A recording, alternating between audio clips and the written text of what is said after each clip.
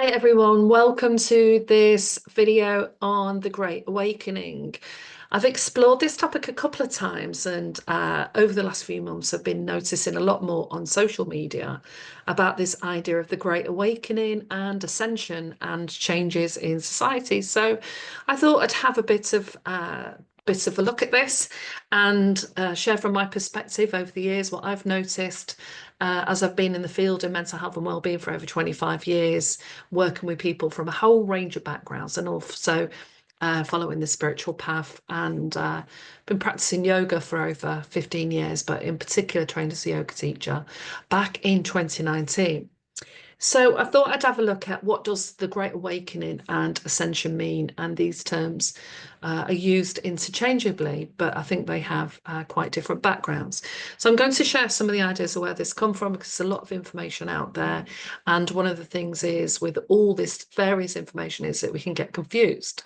So the term a great awakening refers to several periods in religious revival history characterized by the widespread enthusiasm, increased evangelical activity, and the emergence of new denominations. So historians typically identify 3 or 4 such awakenings. It's also a topic that has captured the imagination of spiritual seekers and researchers alike. Today, we'll delve into this fascinating subject, examining its origins, current understanding, and the key figures shaping our knowledge in the field. I'll be sharing some of the top 10 books related to this subject area. And if you look in the description box, I'll give you some of the links to that.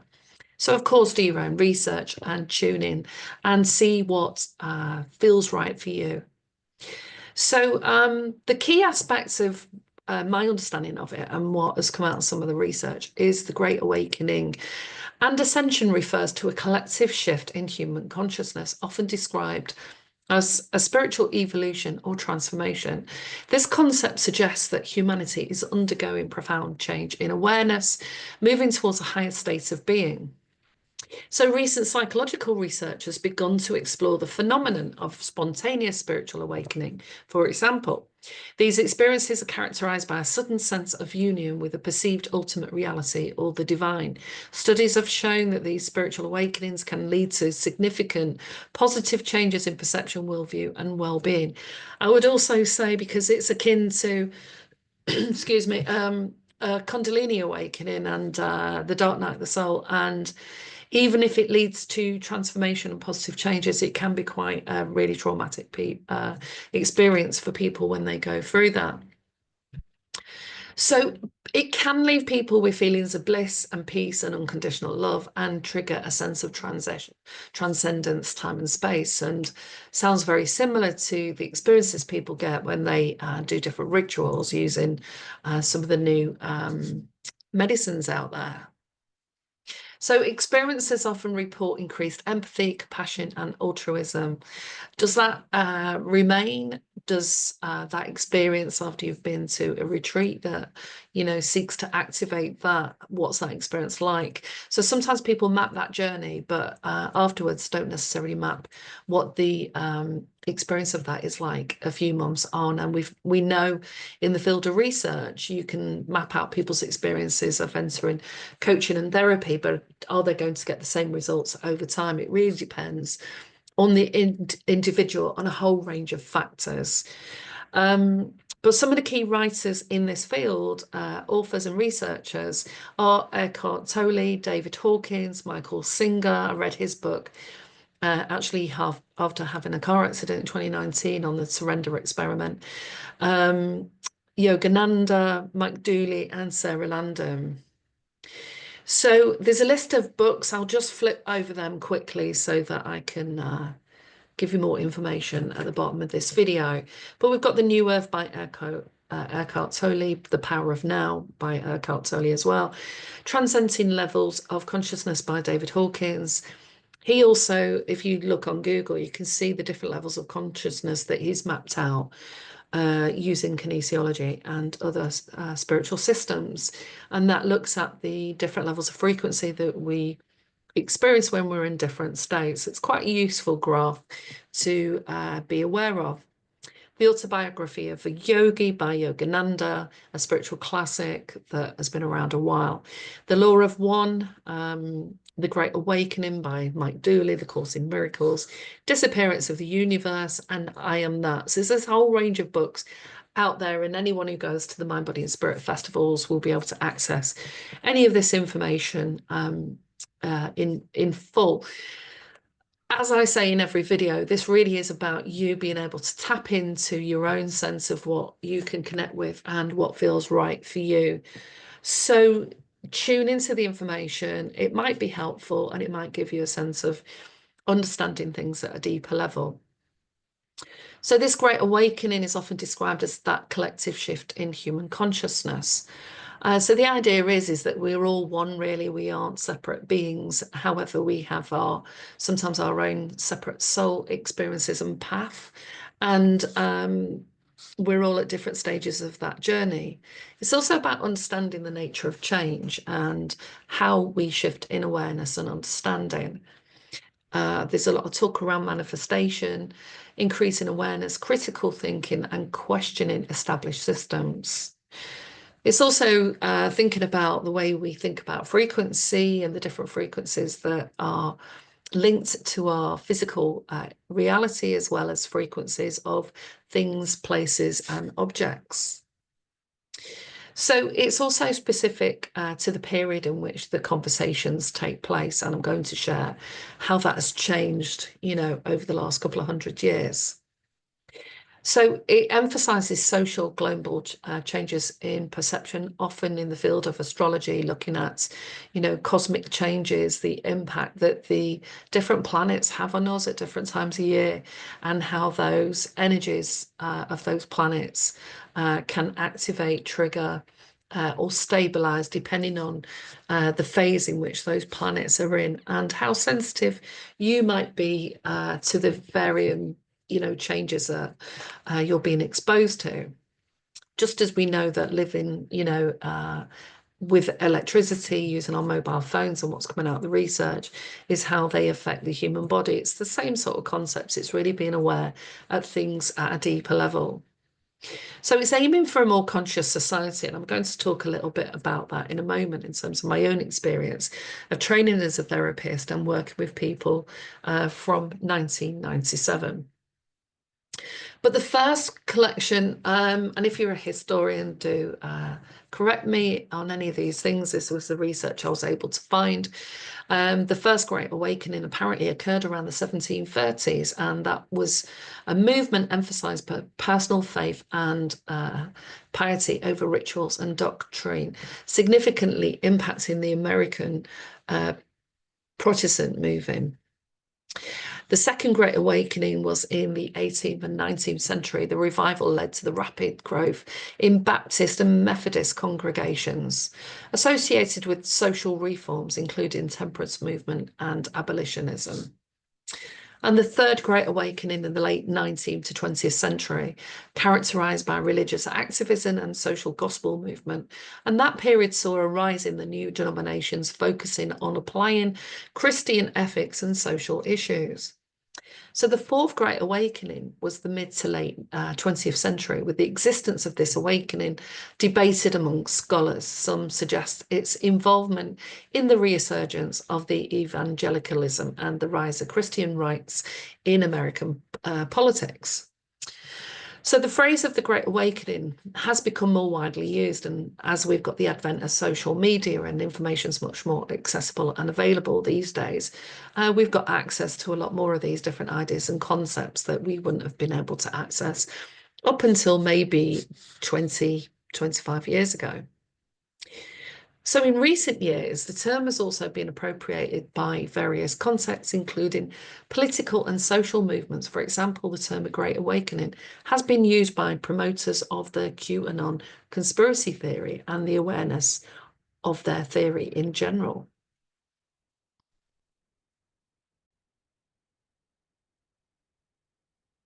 So There's, like anything in history, there's various movements and they change over years depending on who the key voices are in that field and what is happening in society at the time, because, we are interconnected beings, and things like trade, policies, politics, and the movement of humans around the globe is ultimately all going to intersect in terms of impacting the society that those changes are, influenced by.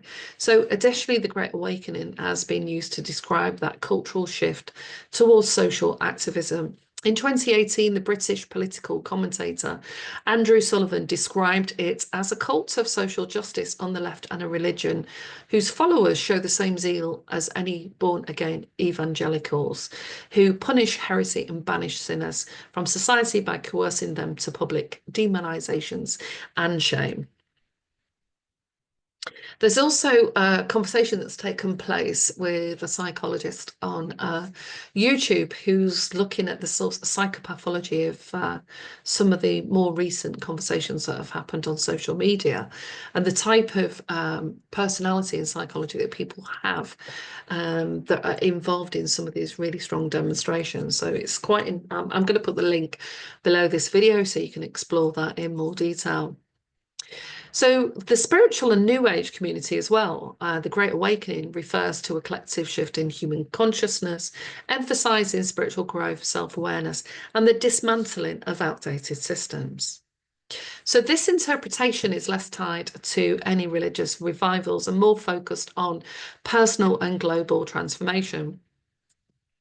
So the key themes within this realm include awakening to truth. So the concept involves the individuals waking up to deeper truths about themselves, the universe and society. So I'll be talking more about that and relating that to my own personal experiences as we go forward in this video. It's also about uncovering the hidden realities, moving beyond social conditioning and accessing higher states of consciousness and awareness. And movies, there are many movies out there that do that, but one of the most sort of fundamental ones that really got people thinking on a deeper level about society, what we see and what we don't see, was probably The Matrix. It's also about raising vibration, and the New Age thought, the Great Awakening, is linked to raising one's frequency or vibration to align with love, unity, and spiritual evolution. So even if that's an aspiration, it's also a challenge, because many of us, depending on your spiritual beliefs, may believe that there are things that we need to sort out about ourselves and deal with our own personal history before we can totally connect on a continuous basis the feeling of love, unity, and evolution. So practices like meditation, mindfulness, energy healing, and shadow work are tools used to facilitate this awakening. And the idea of shadow work has become much more popular and available online as people are talking about what that means. And often the idea of shadow work is really starting to have a look at the aspects of yourself that you may keep hidden due to shame, guilt, or just not being able to show those facets of yourself when you were growing up, either because they just weren't acceptable or it wasn't safe to do so. But the shadow can also contain positive energies such as joy, happiness, and positive experiences, because if you grow up in a family where you, for example, had narcissistic parents, or the parents were depressed, then children who have high levels of energy or are having fun and experiencing joy can be quite difficult for parents like that. So often those kids are expected to sort of sublimate those feelings and emotions, so they can sort of be moved into the shadow aspects. It's also about suggesting humanity going through this collective spiritual evolution, and that we're entering a new era of peace, harmony, and unity consciousness, leaving behind divisiveness and fear. Breaking free from illusions, and it's associated with uncovering truths about social systems, governments, and corporations. And we see a massive amount of information online as we find out more about how our governments utilize the money, our taxes, in war, pharmaceutical industry, the health industry in the UK and in America in particular, how we treat older people, and the systems in place for people who fall off the edge of society and start going through hard times. It's also about connection to cosmic events, so astrology and human design, and the gene keys are methodologies that become more popular over the last few years as we think about the kind of blueprint that we're born with, rather than the personality and the nature that we developed over time that is actually influenced by our cultural conditioning, where we grow up, the race, gender, culture, and class systems that we grow up in that influence the idea of how we see ourselves and who we are in the world. But certain celestial alignments like the age of Aquarius or planetary retrogrades are seen as catalysts for this great awakening. The events are thought to be influencing the energy of the earth, prompting shifts in consciousness. And then we have the New Earth paradigm, the awakening associated with the New Earth, where humans live in harmony with nature and with each other. And I'm certainly seeing in the UK that there's more move towards people living in communities, going back to sustainable living, growing their own food, and creating communities where people aren't working, full-time, 40, 50 hours a week, and are working more towards having a work-life balance and following things that they like to do. So the term itself, in terms of the spiritual movement, gained popularity, the spiritual and New Age movement in the 20th and 21st century, influenced by earlier esoteric teachings and the rise of alternative spirituality. It saw a significant resurgence during the global crises, such as COVID, the pandemic, that sought deeper meaning and questioned our traditional systems. So while interpretations vary widely, we've got different authors in the field, different historians looking at that, this context represents hope for a far more conscious and enlightened humanity. So it's also linked with the spiritual and personal development ideas, which looks at the movements and teachings from the late 19th and 20th century. It's difficult to pinpoint a single group or individual. It's merged as a broader trend, really, just as we're seeing in the spiritual movement. We've seen a rise in mindfulness, meditation, yoga, and lots of different practices that used to be really just practiced by small groups of people, and now it's become much more mainstream. So in line with this as well, and I saw this in my own therapy training, as we trained as therapists, we studied people like Carl Rogers, Abraham Maslow, Freud, Carl Jung, all the different people in the field at the time that were massively contributing to the idea of the helping profession, counselling, psychotherapy, and other forms of modalities that support people from moving from having mental health issues or spiritual crises, or just really struggling to live a happy and harmonious life. So emerging as a counterculture in the 60s, this movement, the human potential movement, focused on unlocking human capabilities and self-actualization. So Abraham Maslow and Carl Rogers contributed to that idea of personal awakening as the path to fulfillment. Organizations like the Esalen Institute in America became hubs for exploring spiritual awakening, consciousness, and personal growth. Eastern philosophy and spiritual teachers have influenced these changes and movements, like Yogananda, who wrote the autobiography of a yogi, and Krishnamurti, Murti, who shares his Eastern spiritual concepts like enlightenment and awakening to Western audiences.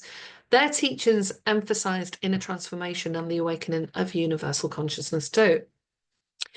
So the New Age movement that really started to emerge around the 1970s and 80s as a sort of development from the emergence of this New Age movement and the 1960s, where lots of change happened in society. It brought together various spiritual traditions, including astrology, energy healing, metaphysical teachings, and under the umbrella of personal awakening and collective evolution. So there was authors like Marilyn Ferguson, who wrote The Aquarian Conspiracy and framed this as a consciousness revolution, emphasizing again the interconnectedness of humanity. So the influence on modern spiritual communities has gained traction in spiritual communities during the 21st century, particularly through, as we said, the global crisis people began seeking deeper meaning and collective healing. And we saw the mass exodus during COVID of people who got over past into their 50s and started really thinking about the kind of work they were doing and if they wanted to continue working, and many left and drew from their pensions. So as we said, there's no real individual group or idea around this, but it's good to see how these ideas really sort of change and grow over time, just like our language does. And so there are many books out there, and like I said, I'll put them underneath this video. What I also wanted to highlight before I start talking about my own idea of the Great Awakening and the idea of awareness and this concept of woke are several practices that actually do support us in awakening, ascension, and our personal and professional development, such as meditation, which helps quiet the mind, enhances self-awareness, and opens pathways for spiritual insights.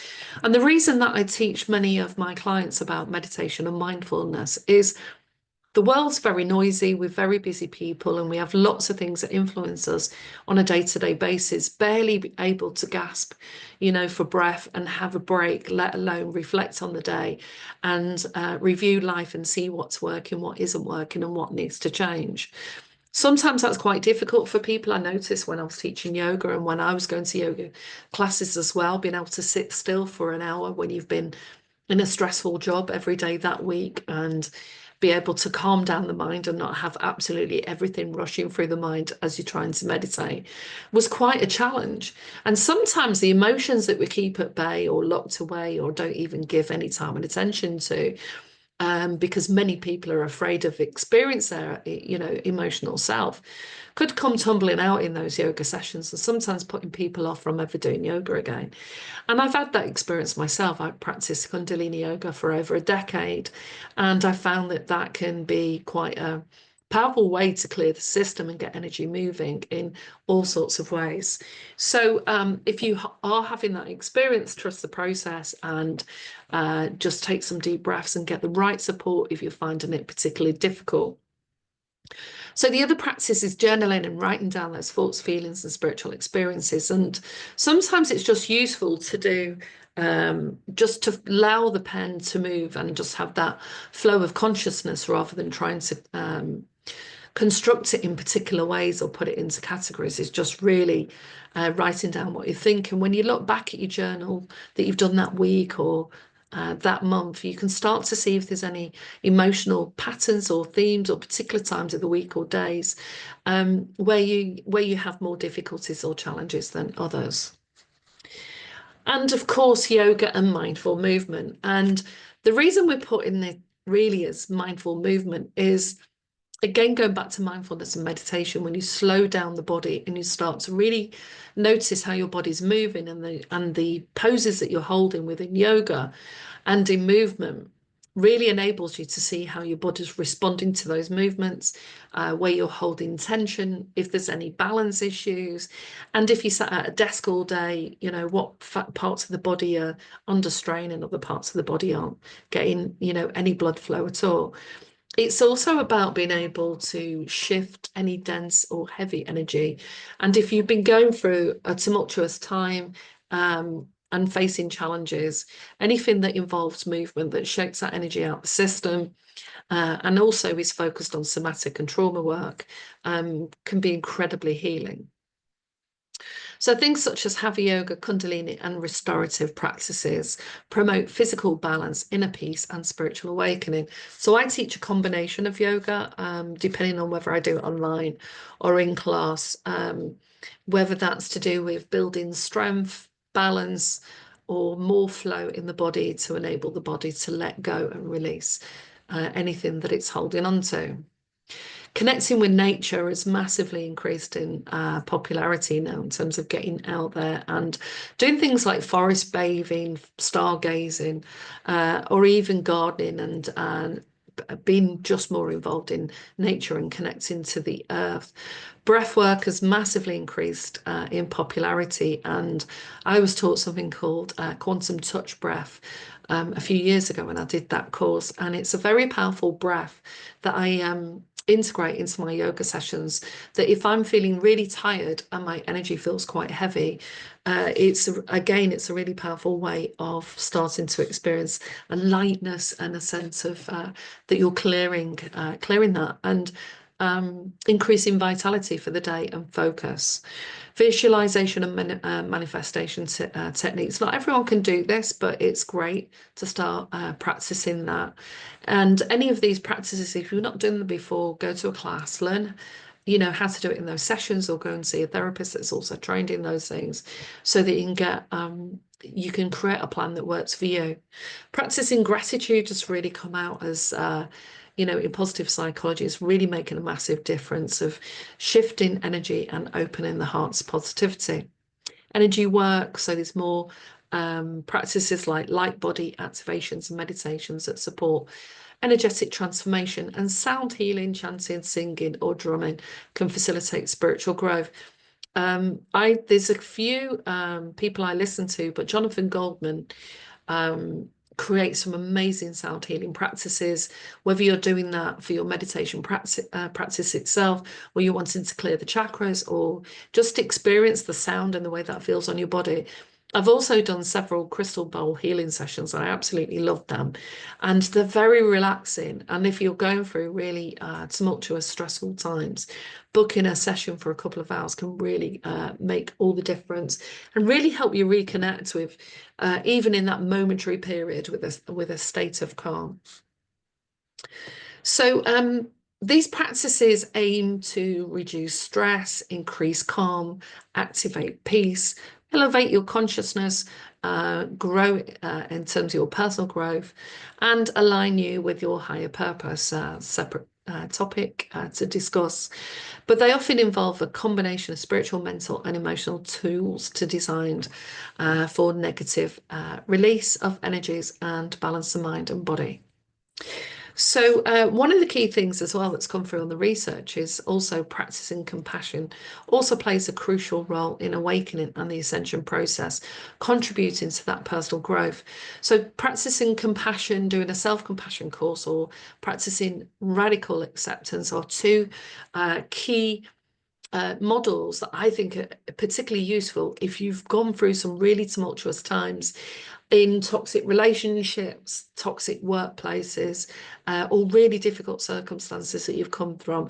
Because lots of people have a very negative internal critic, have a lot more negative self-talk than they realise. I've got practices that can sort of impact their sense of self, self-esteem, and confidence. And so these are all the things that can help you foster a much higher sense of self and celebrate your strengths and your achievements. So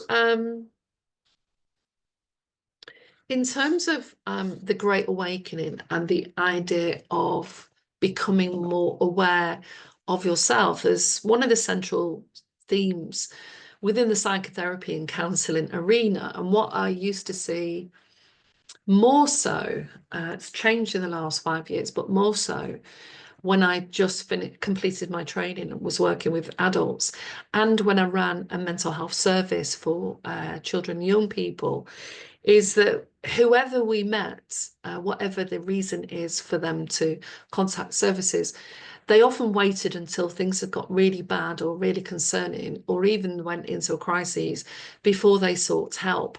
And so, usually people are trying to do their best day to day of going to work, managing family life, getting the kids to school, trying to do everything that involves just living life from day to day. And sometimes it can be a range of several things that you experience that you manage quite well, but there can be that last thing that sort of is the straw that breaks the camel's back. And one of the other aspects is with people is, you share some of the ideas about what can help them if they create a small plan and take some steps to implement some of these practices. Is this idea of always being busy.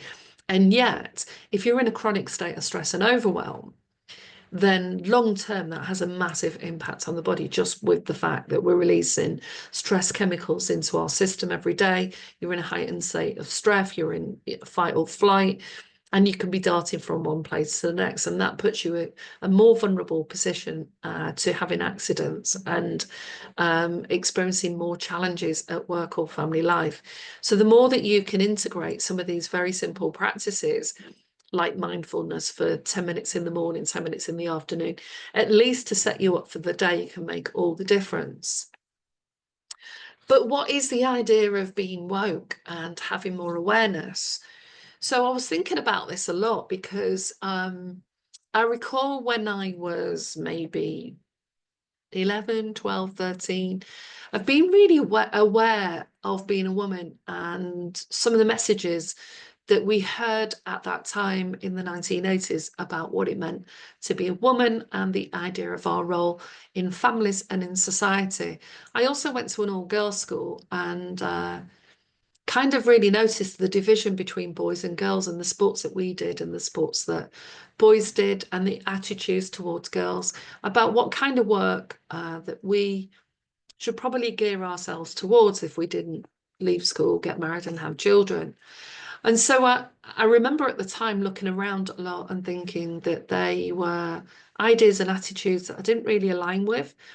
So I did have friends from different backgrounds, but it was only when I went working away at 18 that I travelled around different parts of the UK working in hotels, where I got to meet people of all different backgrounds and seeing their lifestyles, their views, and the kind of things that they came into contact with in terms of experiences or opportunities. And I really enjoyed having the freedom to move around as a woman, but I also recall what it was like if you wanted to walk into a pub or into a bar, restaurant, or a cafe. As a woman, it was very unusual to do. Also, I'd have a lot of friends making comments in a well-meaning way about how brave I was to be able to drive around and travel from one part of the country to the next, because I'd moved from Manchester down south, worked in Cornwall, Devon, Wales, South Coast, all different areas, and how I was probably the only one in that community, I think, that moved away and worked away for a long time. I ended up settling down south and then was very aware of it being a time of, especially when I worked in hotels, I worked as a chef for a few years in male-dominated environments for hotels that were run by male-dominated teams, really. So to make it as a woman in the hotel and catering industry in the 80s was also very unusual. Women did move up the ranks and excel, but we weren't paid the same, and the expectations and the challenges felt tougher at times as we had to doubly prove ourselves as being capable amongst groups of people who often viewed us as not really wanting to invest in us because we might get married and have children and then not go back to work. My first office job after the birth of my first child, so I'm talking about 1991, I really started to notice the difference between the attitudes that people had between the North and South, and the idea of class really stood out quite strongly there. And how you were viewed depending on where you grew up and how you spoke and the accent that you had. So I was kind of always constantly aware about these sort of biases and negative assumptions that people held, depending on where I worked and the kind of work that I did. And it definitely was a blue collar, white collar experience of the blue collar workers, with the factory workers worked in the mills, the bread factories, the car manufacturers, biscuit factories up north in the UK, and the white collar workers who worked in the offices and had more comfortable positions. And so I recall just being really aware of this all the time, of having this sort of distance of noticing what I heard about people's attitudes. And then I had an experience when I first got married of marrying a man whose family was of a different culture to mine. His family were born in India and moved to the UK in the 60s. So he was a British Asian. And all of a sudden now I became aware of what it meant to be a white woman in a so-called mixed race marriage. Even though we had a lot in common and our backgrounds were fairly similar, even though we'd grown up in different parts of the UK, we became really aware of the biases and racism, prejudice focused on us for doing something that was seen as socially unacceptable at the time, and still is to some degree, depending on where you are and where you grow up, although it's much more common now, but it wasn't as common back then. So all of a sudden, we're now aware of the different facets of human nature to do with this combination of race, culture, difference, class, and gender. And so as I weaved my way through these various experiences, constantly realizing how basically humans were fairly judgmental and biased without realizing it. And that's a word that became more popular in the last few years. But back then, there was very little work done. And actually for my master's, in my counselling training, I decided to focus on race, culture and difference and looking at how, can we work with anybody that we come into contact with, and what are the kind of things we need to be aware of when we're working with clients from all sorts of different groups. So I set about really deep diving into that, looking at these changing spaces that I'd found myself in, and that's what I called my thesis at the time, changing spaces, because I'd moved through these various spaces of race, culture, difference and gender and class, depending on where I was located and what I did at the time. And then, of course, if you have children within a mixed race marriage, there's all sorts of conversations that come up about all the facets that really you're not aware of if you marry someone who's of the same cultural background as you. What do you call your children? What religion do you follow? What if you've both got a different religion? You're Catholic and they're Hindu, or Muslim and Jewish, and if you look at any of the mixed race organisations in the UK, or some of the work that Bradley Lincoln has done in Manchester, he's done some amazing work with children and young people looking at identity in general, and who can claim that identity of being mixed race. Because if we look back at our histories, many of us come from families where there is Irish, Scottish, Italian, Spanish, Asian, and now Polish, Portuguese, all sorts of different mixes that exist.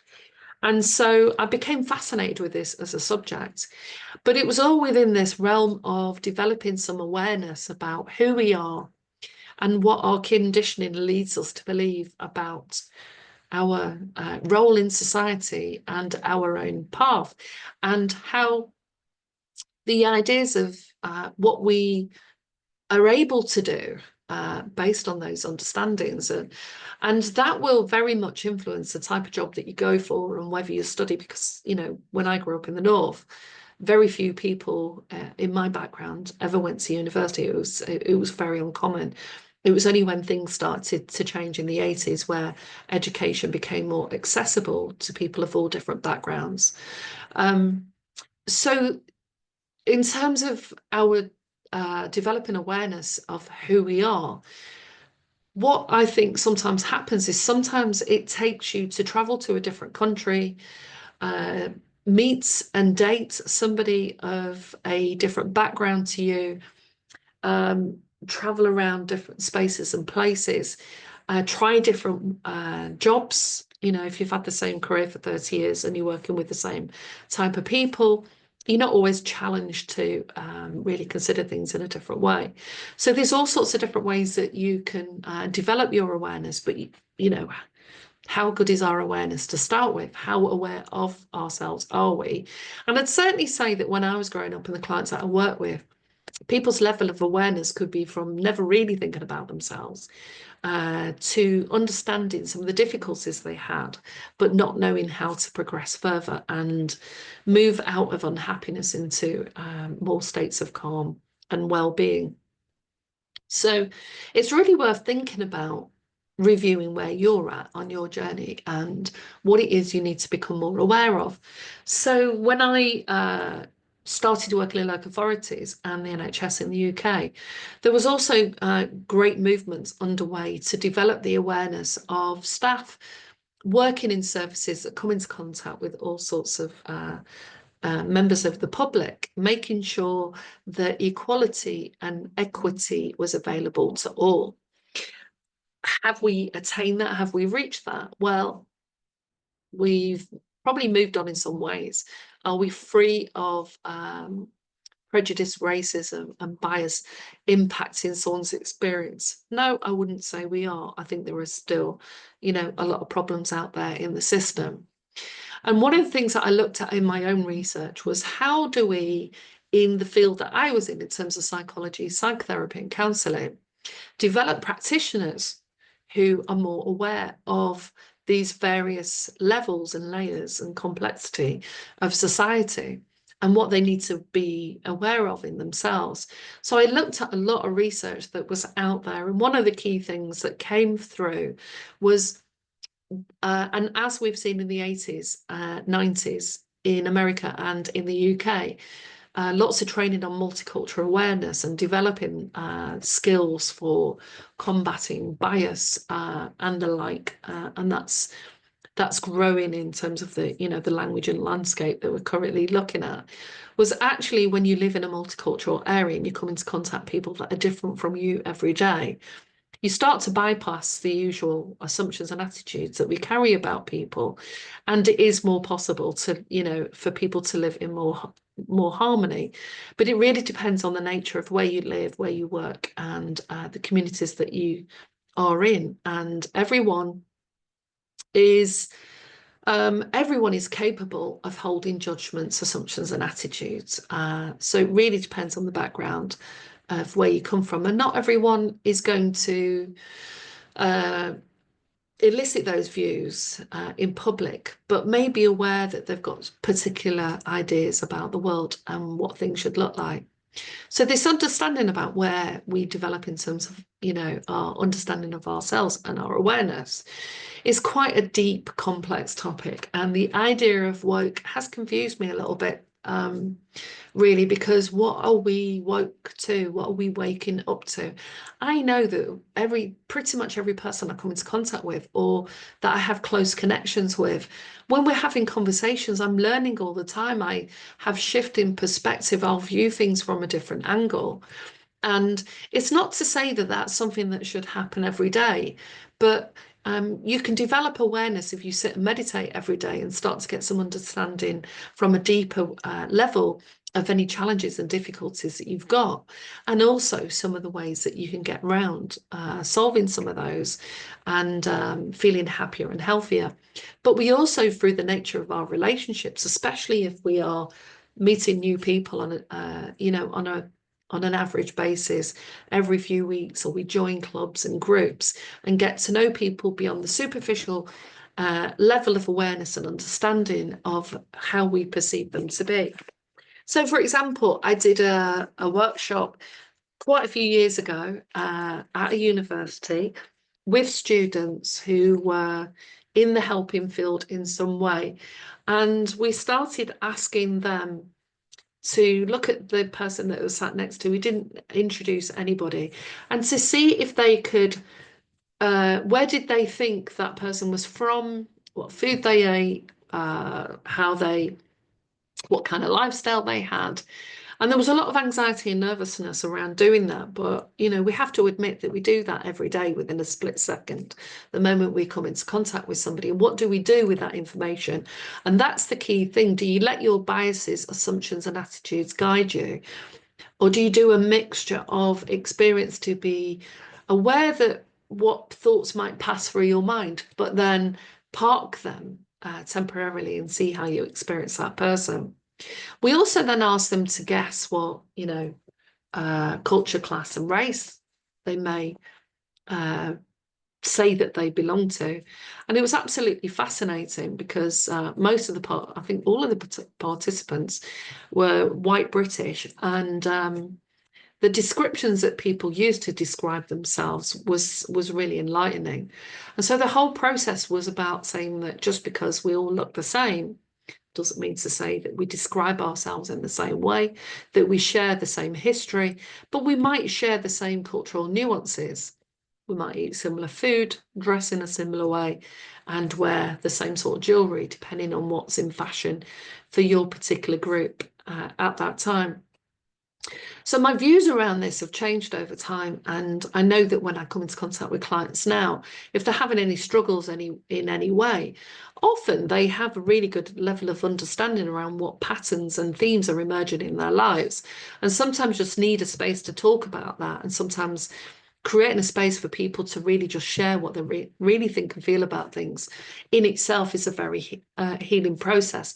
And then there are other times where people need to develop some tools to understand things more, or to move on from those ways that they see themselves and start to practice new ways of being, bringing new habits and activities so they can start to experience life in a different way.